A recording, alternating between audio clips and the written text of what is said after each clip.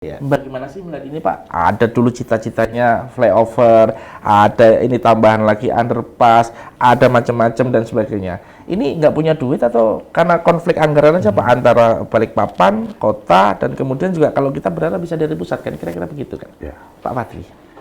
Iya, jadi kalau bicara flyover sebenarnya sudah ada DED-nya. Ada DED-nya tapi kan nggak ada juga Sudah sih ada karena. DED, cuma saya nggak tahu dari tahun berapa karena waktu itu saya belum jabat ya. Oke. Sama juga Pak Edo juga belum di dinas perhubungan. Jadi terakhir RDP dengan Bapeda, saya sempat sampaikan terkait flyover. Kenapa tidak direncanakan untuk pembuatan karena sudah ada DED. Jawaban dari Bapeda, arahan daripada PUPR pusat itu buat underpass. Ya seperti yang sampai bilang tadi kan underpass ini buat siapa sih? Buat kendaraan beratnya? Atau buat apa? Karena kontur jalan di Simpang Lima Rapak itu tanjakannya luar biasa kan? Betul. Seberapa dalam kita mau belum lagi yang disampaikan Pak Edo tadi di situ ada pipa dan lain-lain. Maksud saya cobalah berkolaborasi dengan benar, ajaklah orang pusat turun ke lapangan, lihat lokasi kita, lihat kontur kita seperti apa. Ini underpass atau flyover yang mau dipakai? Kalau bicara anggaran, saya rasa tidak ada masalah. Artinya ini anggaran ini kan uang rakyat kembali ke rakyat. Kenapa kita harus bikin? Kita bisa bikin multi years kok. Iya. Seperti proyek-proyek yang sekarang itu, kan ada multi years semua dibikin. Bikin aja multi years. Iya. Itu saya sudah pernah juga koordinasi dengan 10 anggota DPRD provinsi, Dapil Balikpapan. Siap juga berkoordinasi, berkolaborasi terkait anggaran. Tinggal polanya diatur seperti apa, kan seperti itu. Salah atau benar Pak? Nanti kalau salah dikoreksi. Bukankah yang namanya flyover itu konfliknya tidak hanya di anggaran saja, tapi ada juga penolakan yang tidak estetik, kemudian mematikan ekonomi di situ, benar nggak itu kira-kira? Kalau ke situ saya kurang paham kalau teknisnya. Cuma yang jelas arahan daripada PUPR dia lebih mengarahkan ke underpass. Oh gitu. Jadi ini berbeda konsep ya antara underpass atau flyover. Jadi bingung ini kita mau apa. Saya pernah nanyakan sama Bapeda langsung itu pada waktu itu. Bu, kenapa sih sudah ada DED tapi kita tidak eksekusi? Kalau bicara anggaran kita bisa bikin multi years. Pak, bukan kita tidak mau eksekusi, tapi arahan dari PUPR pusat bikin underpass. Nah, kalau mau bikin underpass, kajiannya sudah ada belum gitu loh.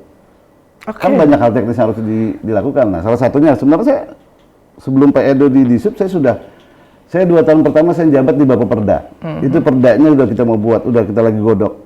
Yang disampaikan Pak Edo tadi apa? Terminal itu penting sebenarnya Pak Edo. Kalau anggaran itu tidak masalah, saya bilang. Udah lah bikin multi years. Tapi kan demi keselamatan masyarakat banyak. Iya betul. Kalau ada terminal di atas, lahannya kan sudah punya kita ya Pak Edo? Sudah. Nah, lahan sudah punya kita ini akan bangun. Di situ rezeki kebuka gitu loh. Mobil besar nggak bisa masuk, maka rezeki mobil kecil kebuka. Buat yang nyuplai ke kota kan. Kalau yang saat ini kan langsung dengan dimensi yang luar biasa kata Pak Edo tadi, muatannya seperti apa. Contohnya aja lah. Mohon maaf, kontrolnya di mana kata Pak Edo yang di pelabuhan? Yang dari Jawa, dari Jakarta, atau dari mana luar daerah, masuk ke Balikpapan, naik ke tanjakan kita sini aja kalau sudah malam, kadang-kadang nggak kuat. Yang harusnya muatan 18 ton, dimuatin mungkin jadi 25 ton. Nah, itu pengawasannya di mana, kontrolnya? Betul yang disampaikan Pak Edo. Selama ini kan ya mohon maaf, seolah-olah kan Disub kemana gitu loh. Sementara kewenangan Disub itu terbatas. Nggak apa-apa, paling enak nyalain Disub Pak. Ya paling enak nyalain Disub. Iya, biarin tapi kan aja. masyarakat kan nggak tahu undang-undangnya seperti apa aturan mainnya. Iya betul. Kalau haknya Disub sudah dicabut, nggak seperti dulu. Iya.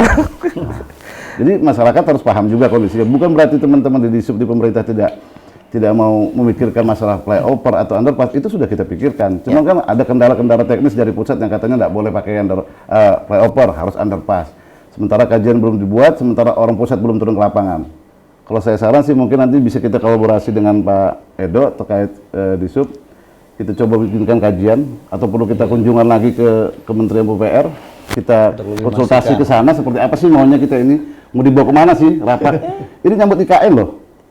Kondisi sekarang kita bisa hitung kondisi mobil. Pernah nggak di Balikpapan ini pernah nambah setiap hari mobil motor? Tanya dealer deh berapa keluar setiap hari. Terus kalau kita tidak persiapkan, jalan baru kita belum siapkan juga loh. Jalan kita masih jalan yang lama. Belum ada pelebaran pelebaran ada lah penambahan sedikit-sedikit, tapi jalan baru belum ada. Dan ini harus kita siapkan sebelum IKN. Tahun depan informasinya dari Capil akan ada kurang lebih antara 500 sampai 1000 orang yang akan mutasi ke IKN. Kemungkinan mereka tidak akan tinggal di IKN saya bilang. Kemungkinan akan tinggal di Balikpapan karena fasilitas kita sudah lengkap. Ke Balikpapan Betul. paling dekat. Nah, itu harus kita siapkan. Dan kalaupun tambah pasti kendaraan lebih banyak lagi karena logistik datang juga lebih berat dan sebagainya. Salah satunya itu. Download Tribun X sekarang. Menghadirkan lokal menjadi Indonesia.